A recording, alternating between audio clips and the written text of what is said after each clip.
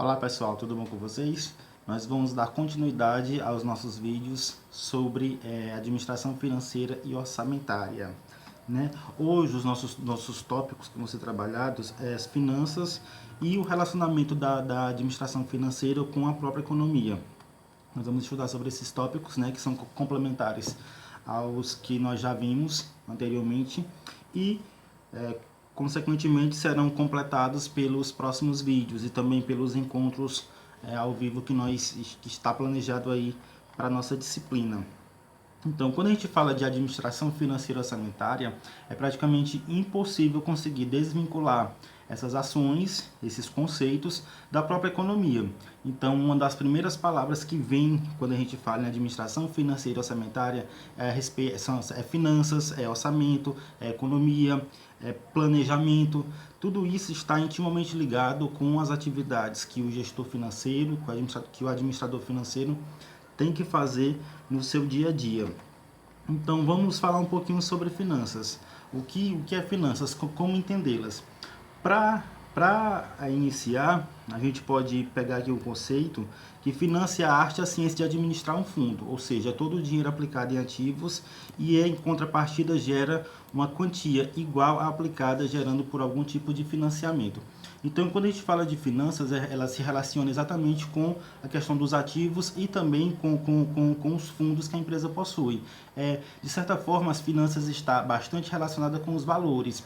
E quando a gente fala em finanças, é impossível não mencionar que a finança ela tem como um dos princípios, um dos seus principais objetivos, é exatamente maximizar a riqueza ou o valor total de um negócio. É para isso que existe essa estruturação da parte financeira da empresa, que é exatamente para acompanhar o que a empresa tem, com o que ela iniciou, o que está sendo investido e o que esse investimento está trazendo para a empresa. Se não fosse esse estudo, se não fosse essa atividade sistematizada, a empresa ela começa a operar no escuro. O que é isso? É aquele negócio que o dono, o proprietário ou mesmo o gestor, ele não tem esse controle. Ele compra e vende, ele comercializa algum produto ou serviço, ele ganha, digamos, o suficiente para manter a empresa funcionando, mas ele não sabe se de fato ele está tendo uma margem de lucro adequada com que ele investiu, ele não sabe explorar a sua capacidade realmente de obter lucro, ele não consegue ter essa visão clara. Se o lucro está satisfatório em relação àquilo que ele investiu, ou se ele está, de certa forma, deixando de ganhar devido a não ter essa orientação. Que hoje é um dos principais problemas que algumas empresas enfrentam, não ter uma orientação nesse quesito. E quando a gente faz um investimento financeiro, onde a gente aplica uma determinada quantia de valor num investimento, é necessário você ter o acompanhamento e ter a margem de lucro que aquilo vai lhe gerar. Então, o que é que nós esperamos? Que tenha exatamente um retorno.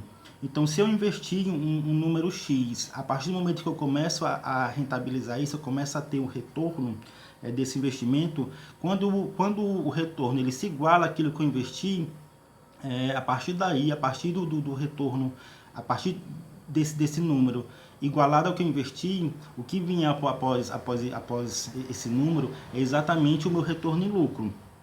Então, finanças nada mais é do que a responsável pela manipulação monetária, ou seja, expressar o valor, em geral o valor financeiro que a empresa está gerando, o valor que a empresa está conseguindo produzir dentro ali do seu campo de atuação. Então é um campo extremamente importante e que muitas vezes, embora seja um campo crucial para o próprio planejamento, para o próprio funcionamento da empresa, o que a gente percebe é que muitas vezes não se tem o devido cuidado com esse setor, com o setor financeiro, com a pessoa que toma de conta das finanças. Para quem já está em campo, para quem já está atuando, o setor financeiro é um dos setores bastante desafiadores devido ao cuidado que o assistente, o assessor, o gestor financeiro deve ter, mas é um setor onde as chances de aprendizado são muito grandes, até mesmo porque quando você está envolvido nessa área de finanças, automaticamente você tem que ter um conhecimento dos fatores externos à empresa que pode influenciar nos investimentos, na rentabilidade e no próprio funcionamento da empresa. É por isso que esse tópico de hoje ele está relacionado com a economia, que é o que a gente vai ver mais na frente. Então, tratar de finanças hoje requer realmente formação, requer um cuidado significativo, pelo fato de que o gestor, o administrador financeiro, ele está tratando com valores. Esses valores podem ser relativamente altos, dependendo de como é a capacidade de investimento, a capacidade de financiamento da empresa, e que um processo de tomada de decisão que não esteja realmente bem planejado, bem estruturado, pode trazer um prejuízo significante para a empresa. Então, um dos principais aliados do gestor financeiro é o contador. Por quê? Porque o contador, ele tem o conhecimento mais técnico dessa parte de finanças. Então, enquanto o contador ele coleta esses dados, ele deve fazer uma apresentação. Ele coleta os dados e deve fazer com esses dados uma apresentação para o gestor financeiro com informações, de certa forma, que lhe possibilite uma tomada mais assertiva de decisão. Agora, a questão é que é preciso realmente ter um diálogo entre o contador e o gestor financeiro. São atribuições distintas, embora em muitas empresas pode ocorrer de muitas vezes esses papéis se confundirem, ou muitas vezes a empresa praticamente exigir que o gestor financeiro faça o trabalho que seria do contador, mas trazendo para uma questão mais prática, para uma questão mais didática, o ideal é que exista realmente um papel muito bem definido e um trabalho de parceria, onde os demonstrativos contábeis fornecidos pelo contador traga um bom subsídio para que o gestor financeiro faça uma análise e, através dessa análise, ele tome decisões com o mínimo de risco possível para a empresa. Então, realmente, quando você trabalha na área da administração, trabalha na gestão, uma das palavras-chave é a questão de parceria, e aqui essa parceria entre essas duas áreas, entre esses dois profissionais, deve fluir de forma bem clara, de forma bem dinâmica. O outro tópico aqui é de como as finanças se relacionam com a economia. Bom, o que se espera de um administrador, principalmente o gestor financeiro, é que ele tenha um conhecimento significativo da economia, que ele tenha uma visão global, e, se for preciso se especializar em uma determinada área, que ele procure esse conhecimento. Até mesmo porque quando se fala em administração e gestão, principalmente no setor privado, espera-se que essa gestão maximize aí os lucros, maximize o valor da empresa, e quando é no setor público, espera-se que essa gestão esteja realmente de acordo com todos os princípios da administração pública, que não fira nenhum deles, a fim de não ter um problema aí para a gestão pública do município, do estado ou do órgão federal. Então, espera-se sim que esse profissional de ADM, de administração, tenha esse conhecimento relacionado à economia, e que seja uma pessoa que esteja realmente bem antenado, bem ligado com as mudanças que ocorrem no dia a dia no que se refere à economia. A gente sabe que quando falamos de economia, ela é muito dinâmica, então alguns fatores podem causar mudanças significativas, como a valorização ou desvalorização de uma determinada moeda. Aqui no nosso caso, nós somos bastante impactados pelo dólar. Quando esse sobe ou desce, influencia bastante a nossa economia, tendo em vista a questão da balança comercial, da importação e da exportação, e tendo em vista de que muitas coisas que nós produzimos dependem de matéria-prima que vem de outros países, que são compradas, que são pagas em dólar. Então, por isso que nós temos aí essa influência forte. Outra coisa, mudanças políticas podem influenciar, mudanças de crises sanitárias, como a que nós estamos vivendo agora, no caso, a questão da pandemia, também elas trazem mudanças para a economia. Então, trabalhar no setor que você relaciona a finança da empresa com a própria economia, exige não só esse conhecimento técnico, mas também exige que a pessoa esteja direcionada, esteja disposta a aprender sobre todos esses eventos que podem trazer interferências para o cotidiano da empresa. Quando a gente fala em relacionar as finanças com a economia, pessoal, nós dividimos em dois grandes grupos, que são os fatores microeconômicos e os fatores macroeconômicos. Vocês vão encontrar isso na página 6 da apostila de vocês. Então, nós vamos agora aprender a diferenciá-los, aprender o que são esses fatores.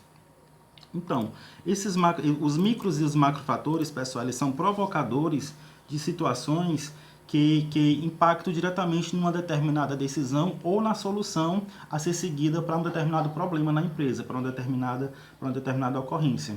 Então, ele se relaciona de forma interna e externa, por isso a gente divide em micro e macro, mas ambos têm um peso muito grande no que se refere ao processo de tomada de decisão.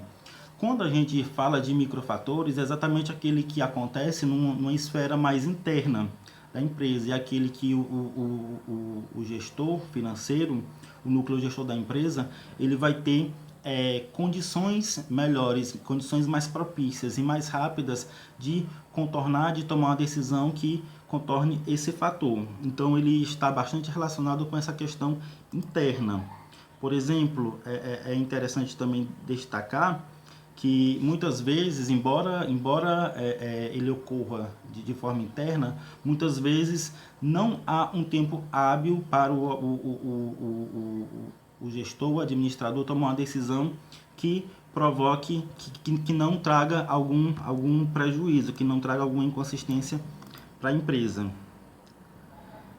Então, a partir do momento que eu tenho ali, que eu tenho uma interferência na questão da produção, eu tenho um problema de produção, eu tenho algum problema que interfere ali na minha capacidade produtiva.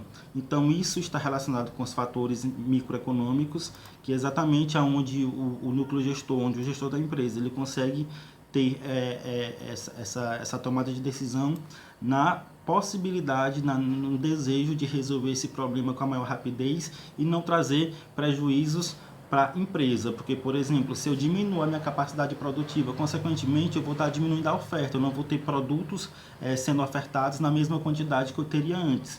Então, isso é um problema que afeta a empresa e que está relacionado aos fatores microeconômicos.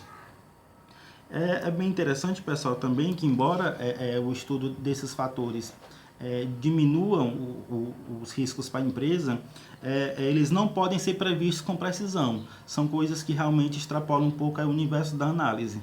Então, pode acontecer um determinado problema que foge do controle da empresa, que traga essa inconsistência no próprio microambiente.